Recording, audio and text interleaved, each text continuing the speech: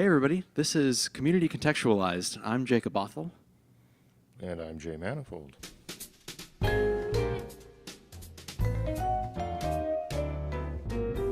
We're here this week talking to Jay about the men's ministry. Jay, what does the men's ministry look like here in New Life City Church? All right. I was first got involved with it probably shortly after I started coming here in the autumn of 2014. And it's a nice spread of guys as far as ages and generations. We do a couple of retreats a year. Generally, the spring one takes the form of a float trip, and the autumn one is usually at a place called Amazing Grace Baptist Camp in near Ottawa, Kansas. We try to do a monthly men's breakfast. There are podcasts we listen to that are associated with that. Oh, very cool, very cool. So what does the float trip look like? Because that's the one that's coming up, correct? That's a great question, and you're going to have to ask Fred Todd about that, because okay. Not only have I not been on one of those, I'm not going to be on this one. Okay. The closest I've ever gotten was, a couple of years ago, I think, and we ended up actually staying in town because of weather. That happens. Yeah. Okay, what about the retreat? Have you gone on one of those? Yes, I've been on several of those. Okay.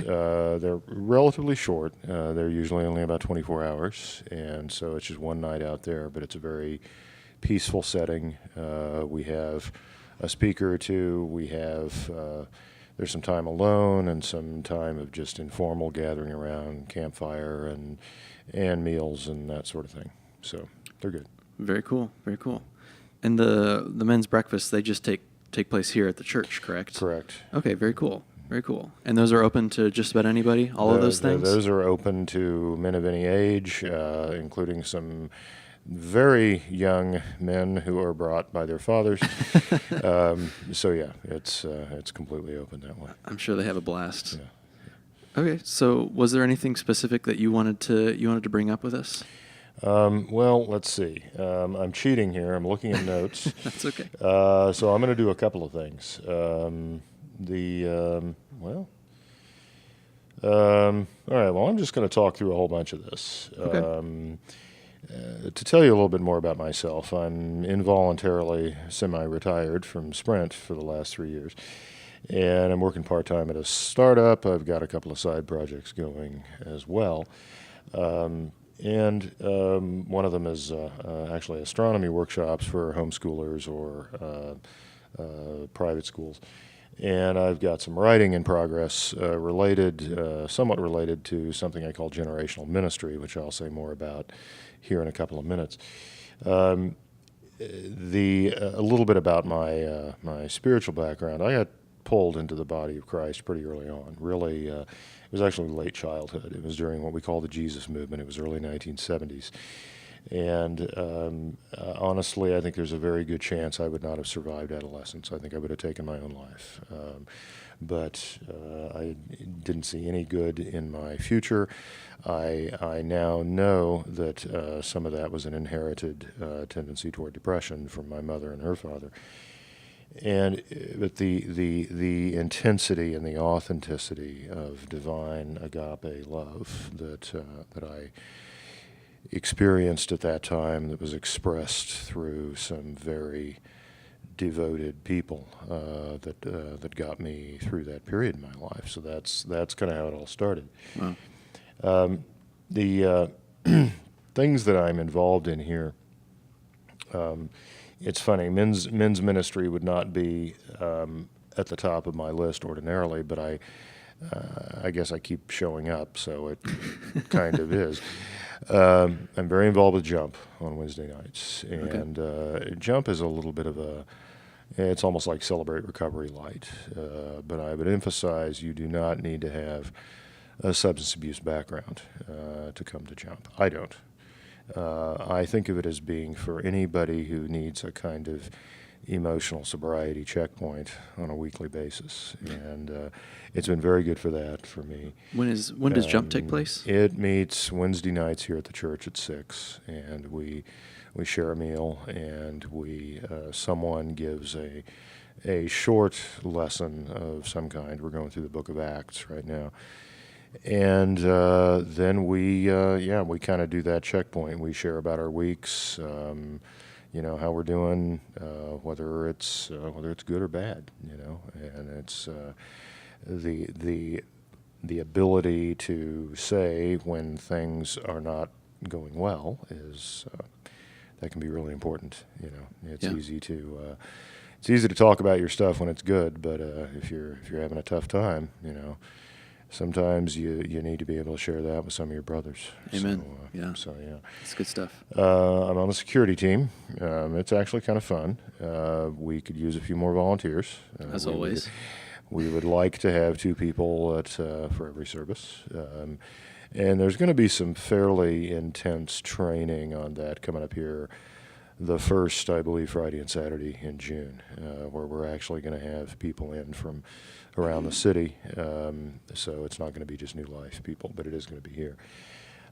They have let me teach Sunday school here a few times, which I think is kind of hilarious in its own way. But when they have done so, I've taught on various things. But one of them is a topic I'm somewhat passionate about, called generational ministry, because I strongly believe that that there are distinct generations, and with very different temperaments. I think that every generation can learn from every other. I think every generation can serve every other.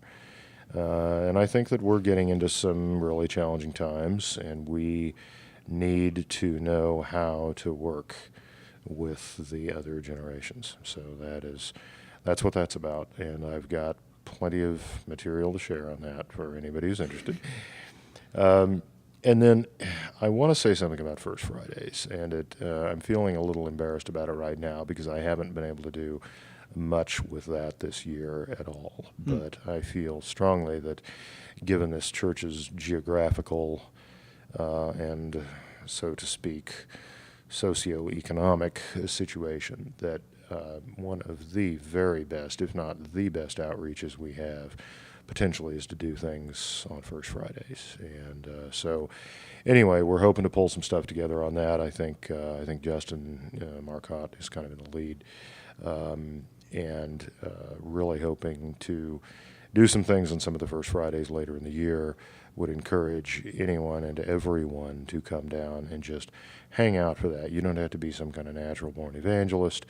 You just got to be willing to show up, be open, be a listener, be willing to engage with people on whatever level.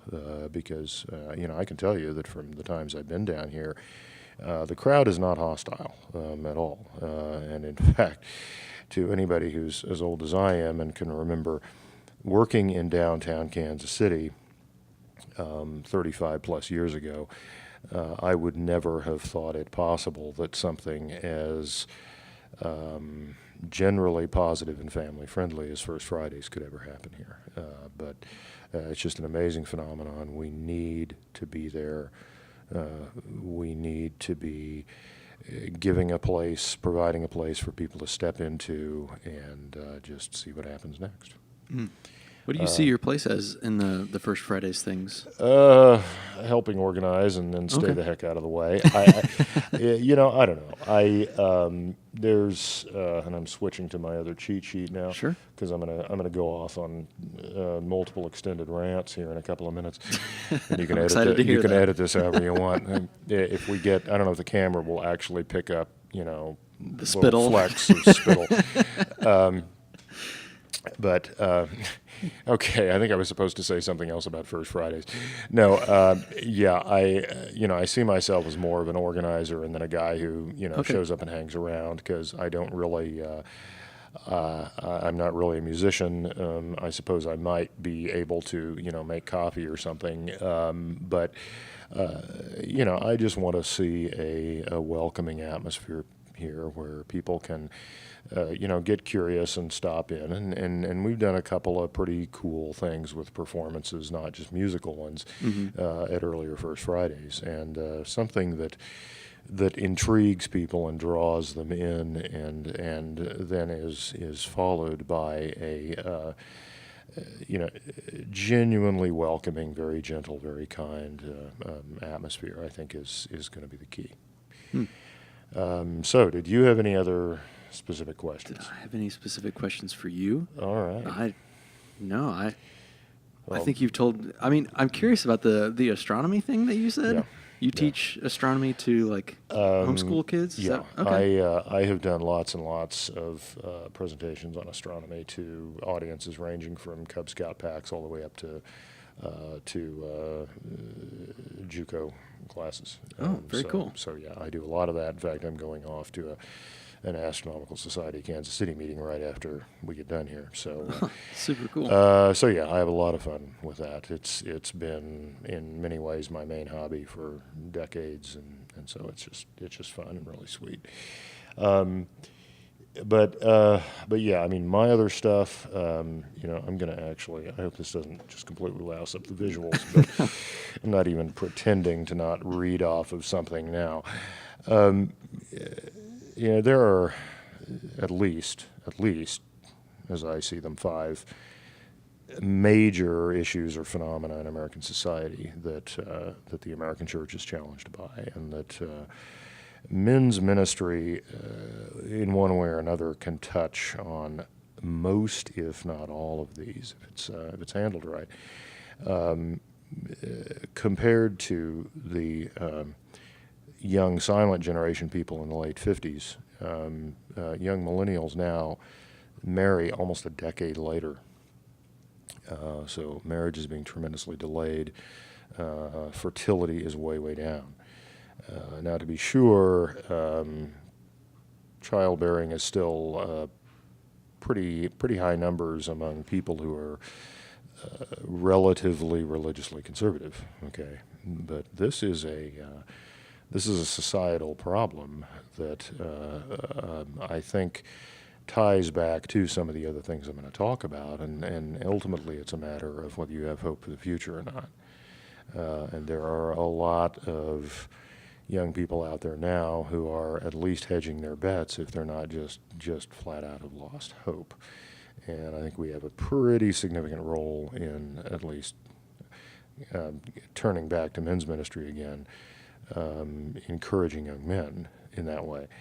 In general, the lifetime risk of a major depressive episode in the U.S. has, as near as we can tell, over the last century and a half, gone from about 1% up to about 1 in 4. There's just a whole lot of depressed people out there. And it may have to do with a lot of lifestyle changes where people are usually indoors now. They don't get a lot of sunlight. They don't get a lot of exercise. They don't sleep well. Maybe some dietary changes. There seems to have been a lot of social withdrawal in a lot of cases. So it's a mix of things. But again, this ties back to just a lot of hopelessness. And we all purport to greatly admire somebody who said that he came that people might have life and have it abundantly. And so a little bit of emphasis on the abundant life and what that might mean is a way of beginning to cut into that. So you see men's ministry in the church as mainly a way to encourage young men? Is that the main function that you feel it is? That would be probably the plurality function. Okay. If I were to, slice up the pie, that'd be the biggest slice. Okay. And getting somewhat more specific than that, and touching on our potential for urban ministry here, which is obviously significant because we're smack in the middle of the city.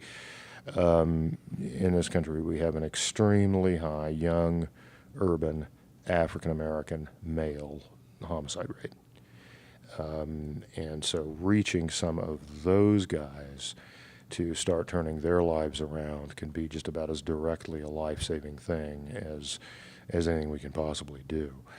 And somewhat related to that, but a little bit more broadly, is and this gets back to the generational ministry thing again, is so many of the Gen Xers are just living in despair. A lot of substance abuse, a lot of suicide, and that's across races, across demographics generally. A lot of it's rural, but it's really kind of everywhere. And the suicide rate in this country, the aggregate across the whole population suicide rate is actually about 4 times the homicide rate, and it's about 80% of that is male. So that's a big deal. And then another issue I see is beginning to affect Christians in the United States and this one's really kind of sticky because it's not, unlike the others, it's not really a male phenomenon.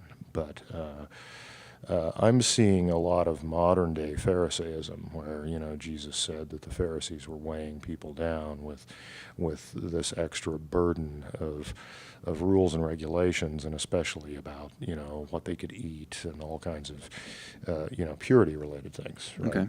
Yeah. Well, human nature has not changed in the last 2,000 years.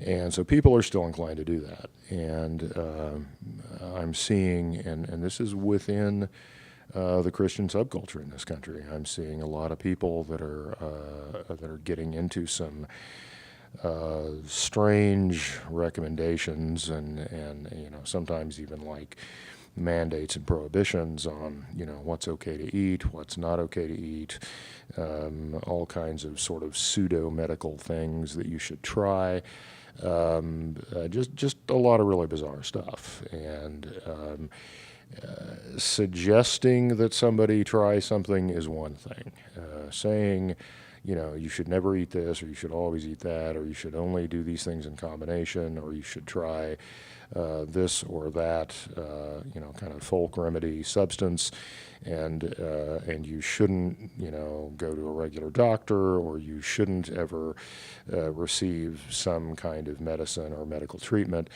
That's where it's over the line. And you feel some of the churches are causing this or enforcing it? I don't think the churches are enforcing it. I think it's more of a rising from below kind of thing. I mean, remember, the Pharisees weren't running the show in first century Judea. Okay, they were just very dedicated amateurs, so to speak. It was the Sadducees and the temple officials and stuff who were in control.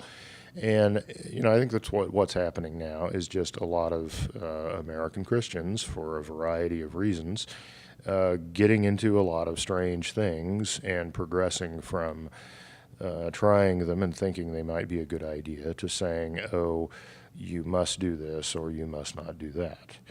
And again, as I mentioned before, this is not really so much a male phenomenon. So it's a little bit... we have to be a little careful in how we deal with it and how we approach it, as men, as Christian men. But those are kind of the biggies that I see affecting the church. And of course, overall, there's a general sense of crisis right now. Hardly confined to Christian Americans, or for that matter, Americans. And there's some evidence that the entire world is moving into a very, very difficult time that may be as great a trial as World War II was. If something like that is coming at us, we really need to get our act together in a lot of ways. We need to be able to cooperate with people. We obviously need all the more to demonstrate God's love to people. We really need to get out there. Sure. And what role do you see the church playing in all of that? Well, there's the role I hope it'll play, which is, and it's among its most challenging roles of all, which is of peacemaker. If you read through the Beatitudes, the one that really jumps off the page, at least for me, is the one where they shall be called the sons of God. All right, and the other rewards kind of sound like nice to haves. Being called a child or a son of God is like the heavenly Congressional Medal of Honor, right? And by implication, doing what you have to do to get that is probably about the hardest thing there is. And what you have to do to get that is be a peacemaker. I suspect there are very, very few true peacemakers out there in the world at any one time. I have no idea whether I'm going to turn out to be one or whether anybody I know is going to turn out to be one. But if we're going to have an aspiration that is going to do something truly, eternally meaningful about the time we live in, that's going to be it. Okay. And so that was the church in general. What do you feel that New Life's position specifically is? Well, we're in a really interesting spot here. Again, this comes down a little bit to geography. Mm-hmm. We're in the middle of a city in the middle of the country. It's very purple. Okay. What do you mean by that? I mean, it's not red, it's not blue. Oh, okay. Like politically? Yeah. Okay. I think we have at least potentially a really, really broad mix of people here. A lot of ingredients, a lot of different socio-political, economic stuff going on. Okay. Okay. Obviously, I don't have a complete answer to this question. Well, no, it's a very complex and huge question. But I'm going to say, a few things, and this is a part of a class of problems that I jokingly refer to as a yacht problem, because if I had the answer, this interview would be taking place aboard my yacht. Okay. You will notice that I lack a yacht. I think, at least in this interview, you do. Yeah, so far. I might be walking out of here and getting on a helicopter for all you know, right? So, what I would say for us is, let's prove that a whole bunch of really, really, really different people can get along and work together. Even if they grew up at very different times in very different circumstances, surrounded by very different kinds of people, and have ended up with, all kinds of different views about things, because, at the end of the day, we are one in Christ. And, we are by no means the most challenged people in history. I mean, not even close. I think the first century believers had an incomparably more difficult position than the one we're in now. Okay. And, if they had the faith to pull through, if they had the love to pull through, we ought to be able to do it. That's very interesting, Jay. I liked hearing that. That was fun. Good. I suppose on a lighter note, you're going on a trip. I am going on a trip. What is that? I have this will be my third such trip through some connections I have at Missouri State in Springfield. They do a thing called a study away trip just about every year. And, they do lots of them actually, but I happen to know two of the professors there who have organized this particular, what is kind of turning into a series of trips. And I went to Russia with them in the summer, late spring, early summer of 2016, and then to China last year. Oh, very and I'm cool. going to China again this year. And that trip is going to be Beijing, do the Forbidden City, and some other things that are in town. Yeah. And then high-speed train through, I believe, Jingzhou to Xi'an, which is where the Terracotta Army is, and which also has city walls that are big and wide and flat, and you can hike and you can walk and bike on. And Sure. that was the imperial capital during the Han Empire, which is roughly contemporaneous with the Roman Empire. So we're going to see that stuff, and then train farther west, and eventually a somewhat lower speed regular train that goes up onto the Tibetan Plateau and goes to Lhasa, and we're going to spend several days in Tibet.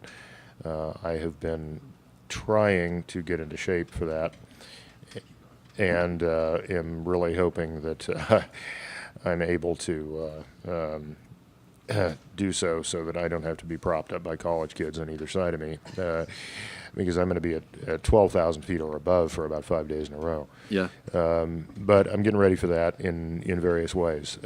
So we do a bunch of stuff in Lhasa, and that culminates on the final full day with a trip to a place called Yamdrock Lake, which is will involve going on a road that goes to almost 16,000 feet.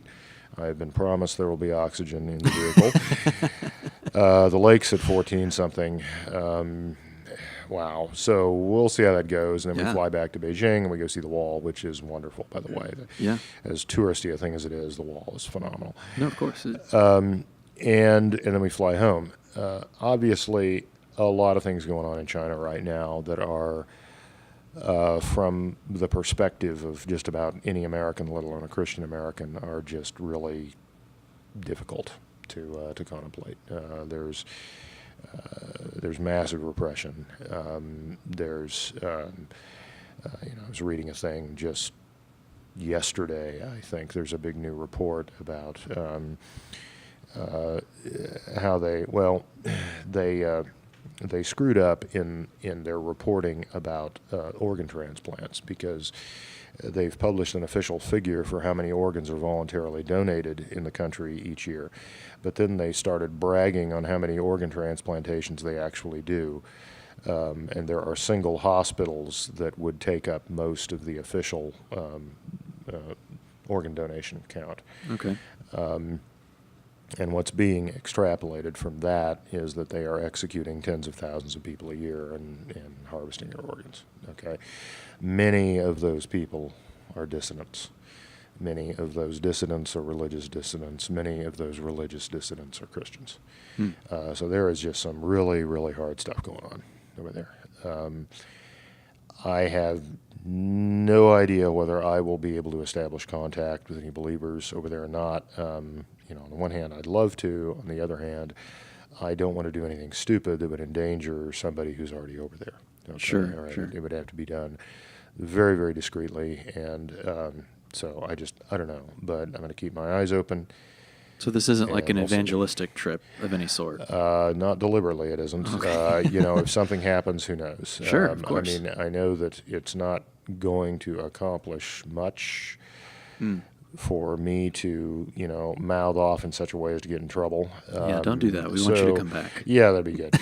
On the other hand, boy, the pounds would come flying off if I were, incarcerated over there for a while. Right? I feel like if that's what you're looking for, we could probably accomplish that here. Yeah, and with a little less, Without without the fright of death. Yeah, right. Yeah. But no, it's just it is just a tremendous country. I enjoyed every moment of it on last year's trip. The people were delightful.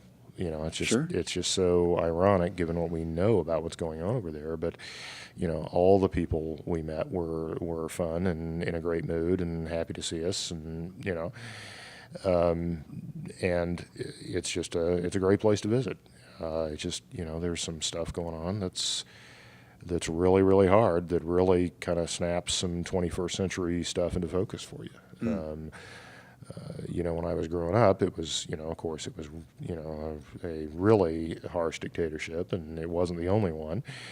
And, after some liberalization and after the Iron Curtain came down and some other things happened, I think we've kind of gotten the idea that things are all better now and everything's cool except for the occasional terrorist attack somewhere.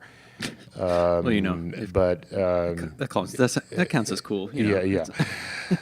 But there is some really large scale repression going on in some places in the world, and so that's just a thing, and it's going to be on my mind when I'm over there. Yeah, that's going to be an interesting trip. Yeah. So this isn't the only time you've gone abroad, not just to China, but you've also been to like the Holy Land and all that kinds of stuff too. I've been to Israel and the West Bank a couple of times. Very cool. And you've gotten to see some of the interesting political stances there, and and been through some of that.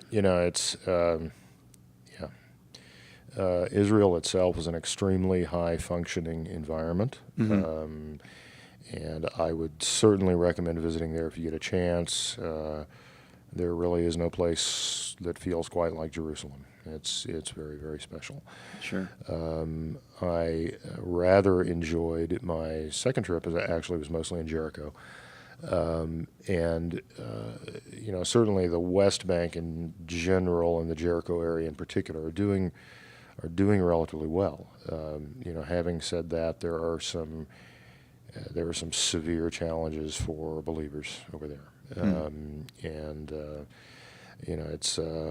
It's a tough environment. It's not nearly as tough as Gaza, and it's nothing like Syria, for example, but Sure. or parts of Lebanon. But the believers there are facing some of those what I call real, that is, third world challenges that are almost unimaginable to us here, and that we can kind of romanticize persecution in a way and think, oh, it would make the church stronger, yada yada, and that obviously is somewhat true, at least in some situations. But it would just be fantastically miserable for anything like that to be happening here, and we really don't want to get anywhere close to that. I don't wish it to be that way. Yeah. So Well, very cool, Jay. It's been a lot of fun talking to you and hearing your story and some of the things you think and how you've tied yourself into New Life here. And it seems like you've been enjoying your time here at New Life. I sure hope so. And the whole semi-retired thing, that helps. Sure. I've got some bandwidth. I've got some freedom. It's nice. Yeah. Well, it was awesome to have you here, and thanks for coming out. Sure. And thank you for watching, everybody, and listening to what we have to say. And please consider going down in the comments and going to the link and donating to the church. Thank you.